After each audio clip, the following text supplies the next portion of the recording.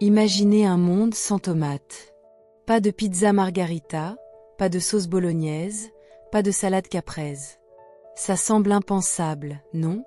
Pourtant, ce fruit, oui, un fruit, botaniquement parlant, a dû parcourir un long chemin, semé d'embûches, pour devenir la reine de nos cuisines.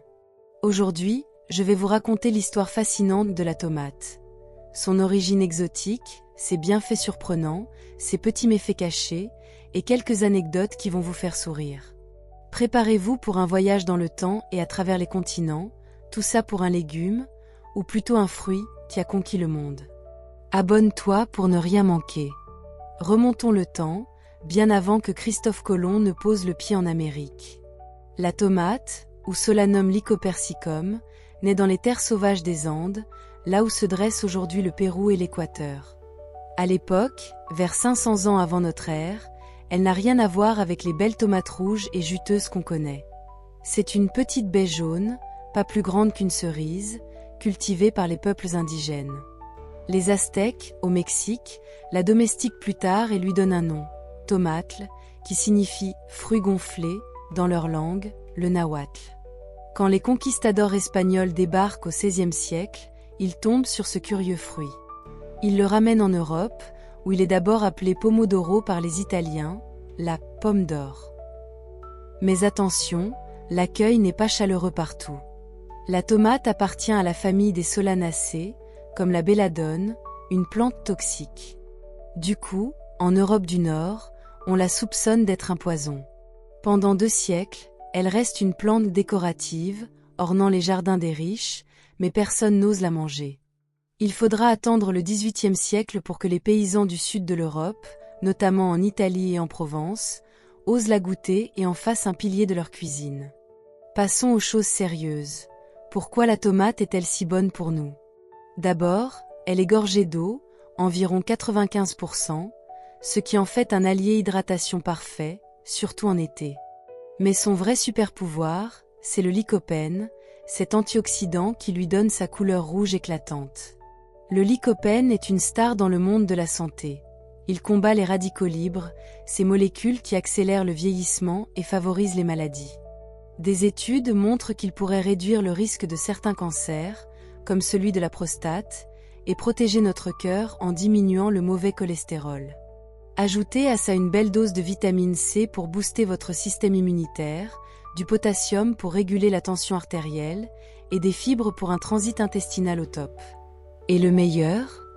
La cuisson augmente la biodisponibilité du lycopène. Donc, une bonne sauce tomate maison, c'est non seulement délicieux, mais aussi excellent pour vous. Avec seulement 20 calories pour 100 grammes, c'est aussi une amie des régimes. Bref, la tomate, c'est un peu la Wonder Woman des fruits et légumes. Mais attention, même les héros ont leurs failles. La tomate n'est pas parfaite pour tout le monde. Sa peau et ses graines, riches en fibres, peuvent irriter les intestins sensibles, surtout chez ceux qui souffrent du syndrome de l'intestin irritable. Elle est aussi acide, ce qui peut aggraver les reflux gastriques ou les ulcères. Et puis, il y a les allergies, rares, mais réelles.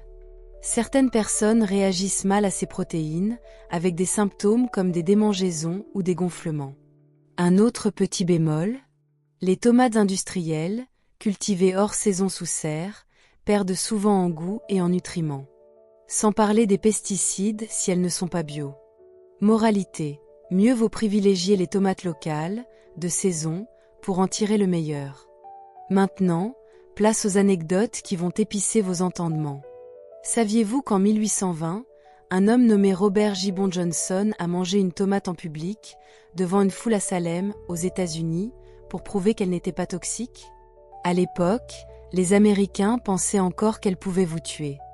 La foule attendait qu'il s'effondre, mais il a survécu, et la tomate a gagné un peu de terrain. Et que dire de la guerre des tomates? En 1893, la Cour suprême des États-Unis a dû trancher un débat. La tomate est-elle un fruit ou un légume? Botaniquement, c'est un fruit, mais pour des raisons de taxes douanières, les légumes étant taxés, pas les fruits, elle a été classée légume. Une décision qui fait encore débat aujourd'hui.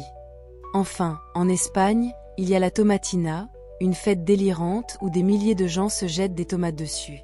En 2023, ils ont utilisé plus de 120 tonnes de tomates trop mûres. Un gâchis pour certains, une tradition hilarante pour d'autres. Alors, qu'est-ce qu'on retient de tout ça?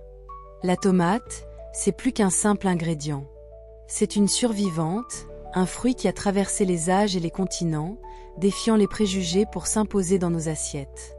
Ses bienfaits sont nombreux, ses méfaits rares, et son histoire est truffée de rebondissements.